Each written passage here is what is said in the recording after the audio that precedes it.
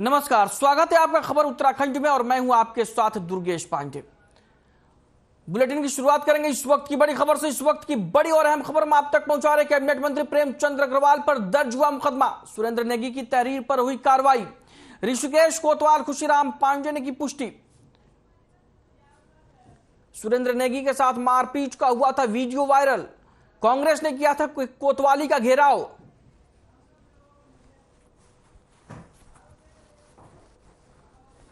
सुरेंद्र नेगी की तहरीर पर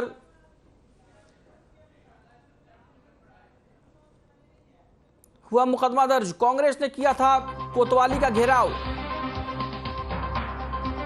कैबिनेट मंत्री प्रेमचंद अग्रवाल की तहरीर पर मुकदमा, माफ कीजिएगा, कैबिनेट मंत्री कांग्रेस ने किया था कोतवाली का घेराव। कैबिनेट मंत्री प्रेमचंद अग्रवाल पर दर्ज हुआ मुकदमा, सुरेंद्र नेगी की तहरीर पर दर्ज हुआ मुकदमा। सुरेंद्र नेगी के साथ मारपीट का हुआ था वीडियो वायरल, कांग्रेस ने किया था कोतवाली का घेराव। कैबिनेट मंत्री प्रेमचंद अग्रवाल पर दर्ज हुआ मुकदमा। ऋषिकेश कोतवाल खुशीराम पांडे ने की पुष्टि। सुरेंद्र नेगी के साथ मारपीट का हुआ था वीडियो वायरल।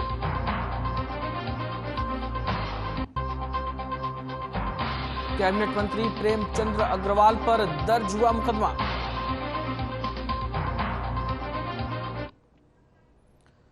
तस्वीरें आप अपने टीवी स्क्रीन पर देख सकते हैं। ये कांग्रेस के प्रदर्शन की तस्वीरें हैं जहां उन्होंने कोतवाली का घेराव किया था और जिसके बाद कैबिनेट मंत्री प्रेमचंद अग्रवाल पर मुकदमा दर्ज कर लिया गया।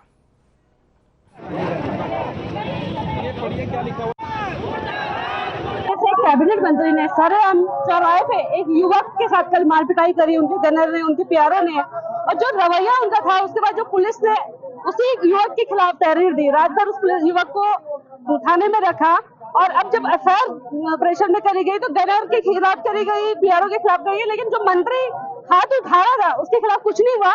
हमारा पूछना है सरकार से कि क्या जो लोग जनता के वोटों से जनप्रतिनिधि बनते हैं, क्या उनको ये अधिकार मिल जाता है कि वो सड़कों में उतर के लोगों के ऊपर हाथ।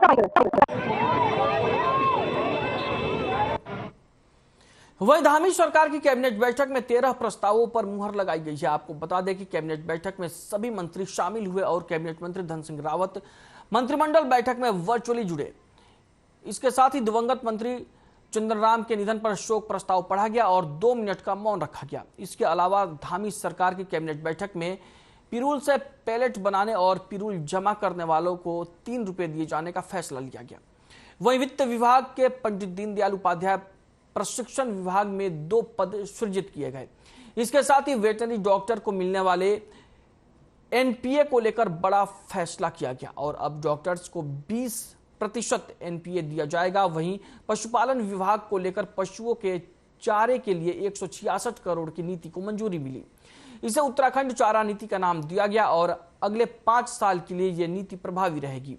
वहीं प्रदेश में लगातार बढ़ रहे श्रद्धालुओं और यात्रियों की संख्या को देखते हुए सरकार ने चारधाम यात्रा के दृष्टिगत बेहतर स्वास्थ्य सुविधाएं उपलब्ध कराने के लिए चारधाम यात्रा प्रबंधन एवं नियंत्रण संगठन का गठन करने की मंजूरी दी, जो पूरे साल भर काम करेगी। इसके अलावा विभागों को सख्त निर्देश दिए गए कि सभी विभाग अपने जमीनों का पूरा ब्यौरा रखेंगे।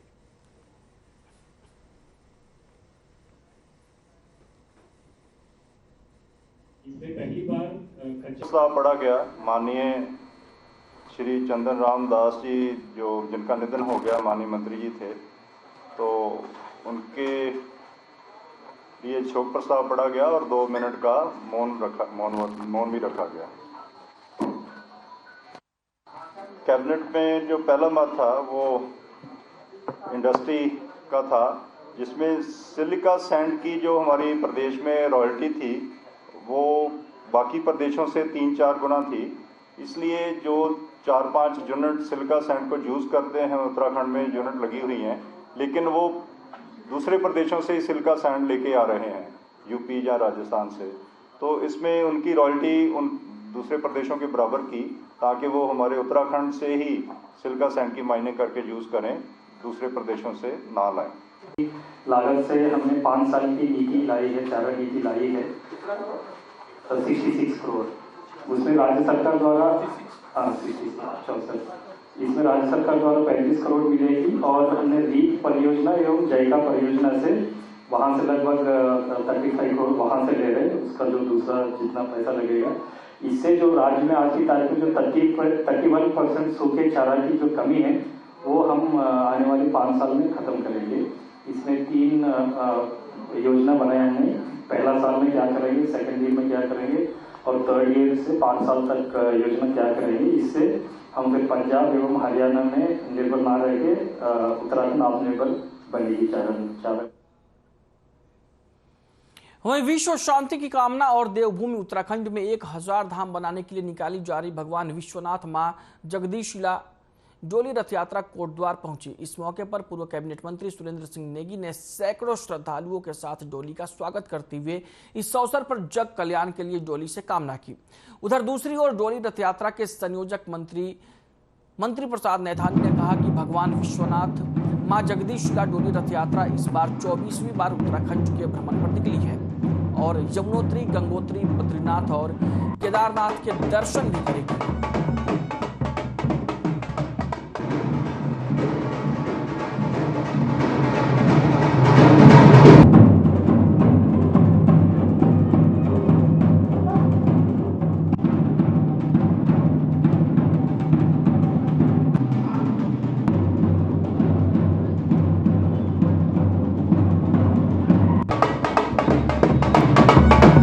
आज से शुरू हुई है हरिद्वार से, हर की पैड़ी से, और ये उत्तराखंड के 13 जनपदों में जाएगी और गंगा दशहरे के दिन इसका समापन विश्वनाथ पर्वत में होगा। पूरे उत्तराखंड में विश्व शांति की कामना और देव संस्कृति की रक्षा के लिए तथा हमारे जो 1000 धाम स्थापित हों यहाँ पर, इसकी संरचना और तीर्थाटन प्रदेश ये प्रदेश बने, इसी संकल्प को लेकर के इस बार ये डोली यात्रा 24वें वर्ष में प्रवेश कर रही है और 4 धाम जाएगी।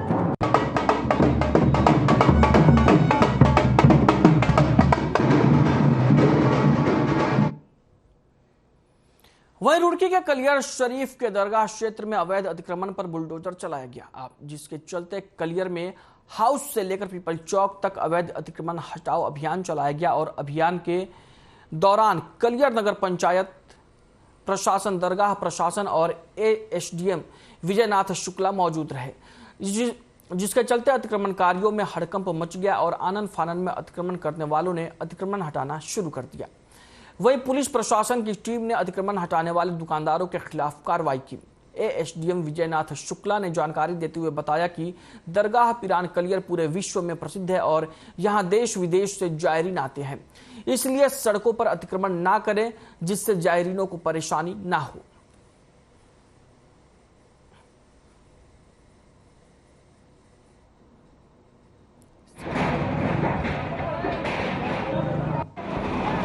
देखिए, जैसा कि आपको अवगत है कि दरगाह पिरान कलियर पूरे भारत में प्रसिद्ध है। यहाँ देश के कोने कोने से लोग आते हैं और पिछली बार मेले से पहले सारा अतिक्रमण हटाया गया था और लोगों को कहा गया था, चेतावनी भी दी गई थी, अनुरोध भी किया गया था कि दोबारा अतिक्रमण न हटाएं, लेकिन उसके बावजूद लोगों ने दोबारा कर लिया। और आप देख सकते हैं कि अतिक्रमण हटाने के बाद नालियों पे कवर कराया गया था, एंगल लगाया गया था और दोबारा लगाने के बाद भी दोनों बार बार अनाउंसमेंट कराया गया, चेतावनी दी गई, उसके बावजूद लोगों ने अतिक्रमण नहीं हटाया। उसी क्रम में आज यहाँ आके दरगाह प्रबंधन, नगर पंचायत, पुलिस और प्रशासन के संयुक्त टीम द्वारा यहाँ पे अतिक्रमण हटाया गया।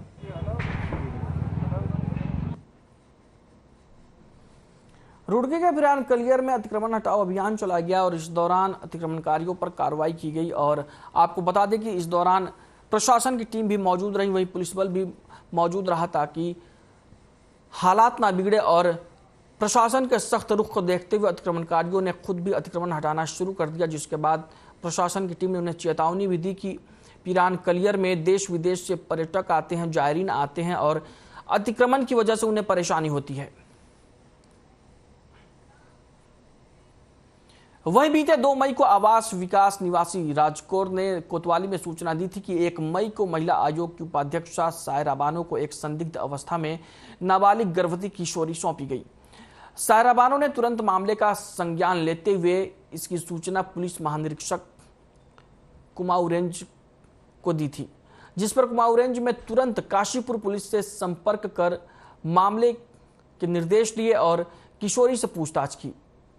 घटना का खुलासा करते हुए अपर पुलिस अधीक्षक अभय प्रताप सिंह ने अपने कार्यालय में प्रेस से वार्ता करते हुए बताया कि शकील, सलीम और विजय ड्राइवर के द्वारा उसे काम दिलाने के बहाने बहला फुसला कर लाए थे और गुड़िया पत्नी रेहाना फरीदा और पूजा निवासी गड्ढा कॉलोनी थाना काशीपुर को बेच दिया गया था, जिसके बाद ये लोग पीड़िता को तरह तरह से प्रताड़ित करने लगे और पीड़िता से जिस्म फरोशी का धंधा कराने लगे।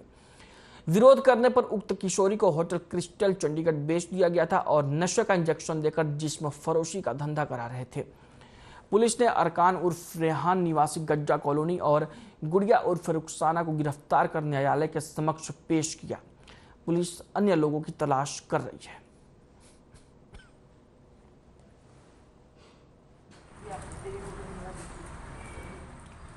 किसी व्यक्ति के द्वारा एक पीड़िता के संबंध में राज्य महिला आयोग के उपाध्यक्ष जो साहिराबानो मैम है, उनको सूचना दी गई थी एक पीड़िता के संबंध में।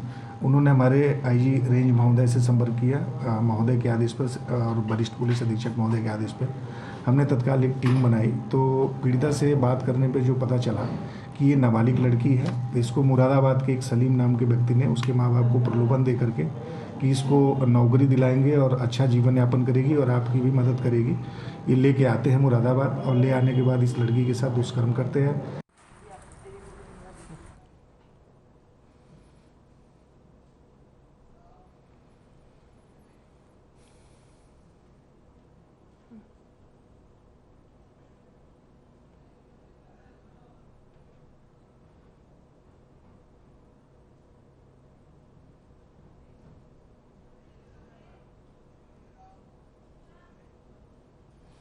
देवाल ब्लॉक प्रमुख देवाल पर खंड विकास कार्यालय से ही कर्मचारी ने मारपीट का आरोप लगाया है। आपको बता दें कि मुकदमा दर्ज होने के बाद से पुलिस मामले की जांच में जुटी हुई है।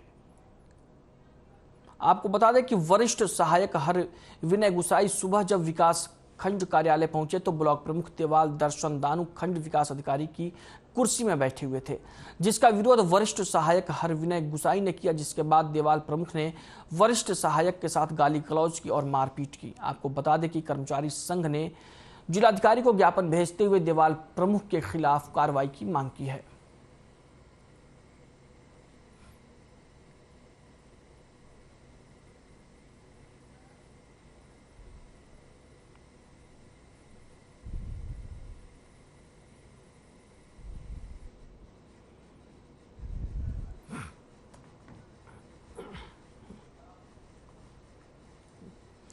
वहीं गदरपुर के खंड विकास के सभागार में ग्राम विकास और पलायन निवारण आयोग और कर्मचारियों की बैठक की गई। इस दौरान पलायन निवारण आयोग के प्रदेश उपाध्यक्ष एस नेगी ने बताया कि सभी विभागों के अधिकारी बैठक में मौजूद रहे थे और इस बैठक में भाजपा सरकार और केंद्र सरकार की योजनाओं को किस तरह धरातल पर उतारा जाए, इस पर चर्चा की गई। इसके अलावा जल जीवन मिशन, जल संस्थान, पशुपालन विभाग, कृषि विभाग और अन्य विभागों की योजनाओं की जानकारी ली गई और उनके धरातल पर किए गए काम किस तरीके से हो रहे हैं उस पर चर्चा की गई। विभागीय अधिकारियों को आदेश दिए गए कि जनहित में योजनाएं बनाएं और पानी जैसी समस्या जो ग्रामीण क्षेत्रों में आ रही है उसके लिए स्टैंड पोस्ट बनाएं, जिससे जनता को निःशुल्क पीने का पानी उपलब्ध हो सके।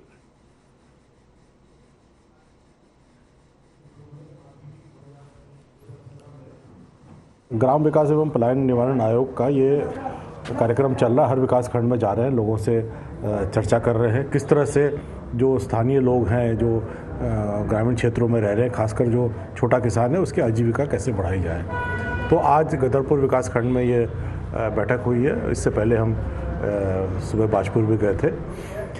इसमें कई बातें निकल के आ रही हैं। खासकर जो छोटा किसान है वो परेशान है और सरकार को हम सुझाव देंगे जो यहाँ बातें निकल के आ रही हैं, किस तरह से उसकी आय बढ़ाई जा सकती है, जैसे मत्स्य से है या मशरूम से है या मौन पालन से है ना, और या जैसे आपने पानी का बोला, आपने आवारा पशुओं को बोला, तो ये राज्य स्तर पर इनका संकलन करके सरकार को सुझाव दिए जाएंगे। और आयोग के अध्यक्ष माननीय मुख्यमंत्री हैं तो इसमें काफ़ी रुचि लेते हैं।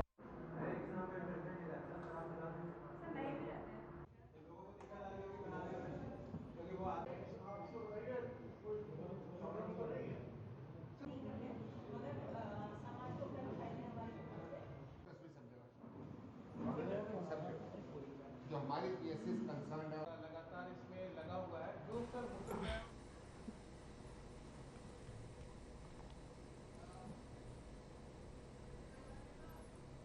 वहीं पुरानी रंजिश के चलते एक सब्जी व्यवसायी ने पूर्व पार्षद विपिन शर्मा उर्फ पप्पी के सिर पर फावड़े से वार कर दिया, जिससे वो अचेत होकर सड़क पर ही गिर पड़े और गंभीर अवस्था में उन्हें यहां के राजकीय चिकित्सालय पहुंचाया गया, जहां चिकित्सकों ने उनको मृत घोषित कर दिया। आपको बता दें कि मोहल्ला कटरा मलियान निवासी टेकचंद की पप्पी से किसी बात को लेकर रंजिश चल रही थी। इसी के चलते उसने मौका पाकर विपिन शर्मा उर्फ पप्पी पर फावड़े से उसके सिर पर वार कर दिया और खुद को कोतवाली पहुंचकर सरेंडर कर दिया। घटना की खबर लगते ही पुलिस फोर्स भी मौके पर पहुंच गई और मौके पर पहुंचे अपर पुलिस अधीक्षक अभय सिंह और सीओ वंदना वर्मा ने बताया कि लोगों का कहना है कि विपिन शर्मा और टेकचंद में किसी बात को लेकर विवाद चल रहा था। इसी के चलते टेकचंद ने विपिन शर्मा की हत्या कर दी और खुद भी पुलिस में जाकर सरेंडर कर दिया। फिलहाल पुलिस बारीकी से मामले की जांच में जुटी हुई है।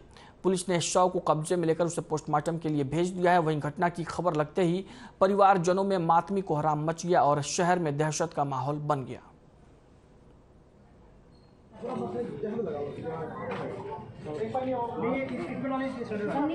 कि कटोरा ताल चौकी क्षेत्र में मोहल्ला कानून बयान में अभी एक सूचना आई है कि एक पूर्व पार्षद है जिनकी हत्या कर दी गई है। हत्या किन कारणों से हुई है और क्या हत्या किस तरह से हुई है, ये अभी इस पर जांच पड़ताल की जा रही है। फिलहाल शव को कब्जे में लेकर पोस्टमार्टम के लिए भिजवा दिया है। अग्रिम कार्रवाई इसमें की जा रही है। देखिए, ये कानून बयान मोहल्ले की बात है। यहाँ पे पूर्व पार्षद अध्यक्ष जो विपुल शर्मा जी थे वो यहाँ के निवासी हैं। यहीं पे एक टेकचंद नाम का व्यक्ति भी रहता है और अभी स्पष्ट नहीं हो पाया कि किस कारण से टेकचंद ने विपुल शर्मा जी के ऊपर हमला किया है, लेकिन ऐसी जानकारी मिल रही है कि उसने उनके ऊपर फावड़े से हमला किया जिससे कि वो गिर गए और वो अचेत हो गए थे। अभी डॉक्टरों ने उनको मृत घोषित कर दिया है। टेकचंद ने उसके बाद से यहाँ से फावड़े के साथ थाने में पहुँचा था। उसको हमने अभी पकड़ करके अभी रचा में रखा है। उससे पूछताछ भी कर रहे हैं और देखते हैं कि ये किन परिस्थितियों में उनके ऊपर हमला किया है। वहीं उधम सिंह नगर जिले के किच्छा में नुमाइश मेले का आयोजन किया गया। आपको बता दें कि आम जनता के लिए ये आकर्षण का केंद्र बना हुआ है। मेले में लगे झूलों में छोटे बच्चों के साथ साथ महिलाओं ने भी जमकर लुत्फ उठाया। किच्छा के इंदिरा गांधी खेल मैदान में लगे नुमाइश मेले में लगातार लोगों की भीड़ उमड़ रही है। मेले में राजस्थान से आए ऊंट की छोटे छोटे बच्चे जमकर सवारी कर रहे हैं और मेला आयोजकों ने ऊंट को सुंदर तरीके से सजाया है और ऊंट की सवारी बच्चों की पहली पसंद बन गया है। नुमाइश मेले में हवाई झूला, कोलंबस झूला, ब्रेक डांस झूला, सर्कस, काला जादू, इलेक्ट्रिक रेलगाड़ी, मिकी माउस आदि झूलों का लोग जमकर लुत्फ उठा रहे हैं। आयोजकों ने बताया कि मेले में आने वाले लोगों की सुरक्षा के लिए मेले के प्रत्येक कोने में सीसीटीवी कैमरे लगाए गए हैं।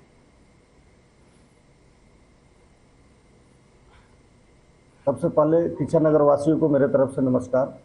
मैं बताना चाहूँगा किच्छा नगर वासियों के लिए इंदिरा गांधी खेल परिसर के अंदर हमने एक नुमाइश का आयोजन किया है।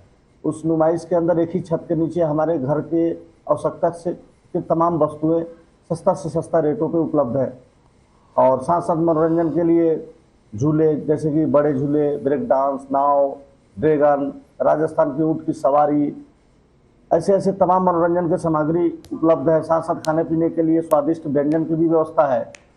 साथ साथ सबसे बड़ी बात है हमारे किच्छा नगर वासियों के लिए मेले में सुरक्षा के दृष्टिकोण से हर कोने कोने पे सीसीटीवी कैमरे लगा के निगरानी रखी गई है। साथ साथ हमारे वॉलंटियर भी हर चप्पे चप्पे पे निगरानी कर रहे हैं। वहीं पौड़ी के राशि स्टेडियम में किंकालेश्वर मोहल्ले में जाने वाली सड़क पर बना लैंडस्लाइड जोन लगातार हो रही बारिश के कारण अब सक्रिय हो गया है। लैंडस्लाइड जोन से लगातार पत्थर दरक कर सड़क पर आ रहे हैं, जिससे मार्ग अब चौपहिया वाहनों के लिए बंद हो गया है। वहीं इस मार्ग पर भूस्खलन होने का खतरा लगातार बना हुआ है। दरअसल बीते साल पहले ही यहां सड़क चौड़ीकरण का कार्य किया गया था, जिसके बाद रखी गई सुरक्षा दीवार कुछ समय पूर्व ही ढह गई थी, जिसके बाद से इस लैंडस्लाइड जोन से पत्थर और मिट्टी लगातार दरक रही है और इस सड़क से गुजरने वाले राहगीरों के लिए भी खतरा बना हुआ है, जिस पर डीएम ने तत्काल ही सड़क पर गिरे मलबे को साफ करने के निर्देश लोक निर्माण विभाग को दिए ताकि सड़क यात्रियों के लिए खुल सके। इसके अलावा लैंडस्लाइड ट्रीटमेंट को लेकर लोक निर्माण विभाग को प्रपोजल तैयार करने के लिए कहा गया है ताकि इस सक्रिय लैंडस्लाइड जोन का ट्रीटमेंट कार्य जल्द पूरा हो सके और इसे शुरू किया जा सके। वहीं विधायक राजकुमार पौरी ने लैंडस्लाइड जोन का निरीक्षण किया और कहा कि और लोक निर्माण विभाग के अधिकारियों को इसके ट्रीटमेंट के निर्देश दिए।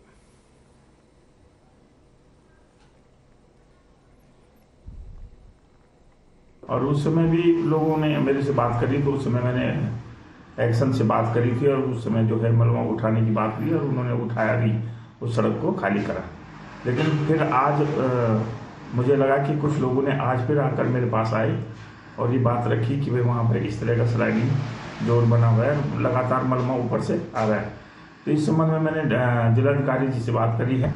से क्यू कालेश्वर के बीच में जो एक लैंडस्लाइड जोन है उसके लिए ऑलरेडी हम लोगों ने प्रपोजल्स बनाने के लिए एक्सईएन को निर्देशित किया और इस संबंध में उनके स्तर से आवश्यक कार्रवाई की जा रही है। वर्तमान में चूँकि बारिश होने के कारण वो बाधित हो रहा है तो इसके लिए उन्हें निर्देशित किया गया है कि वो जेसीबीज के थ्रू रोड ओपनिंग इमीडिएटली दें। किया जा रहा है इस तरह विभाग के लॉन्ग टर्म सोल्यूशन जो निकाला जाना है उसे एसडीएमएफ के थ्रू उसे प्रॉपर्ली ट्रीट करवाया जाएगा और तब तक के लिए उसे खोले जाने को लेकर जैसा मैं कह रहा हूँ कि जेसीबी के थ्रू इमीडिएटली उसमें रोड ओपनिंग जो हमारी तरफ से दी जानी है वो हम लोग देखते हैं।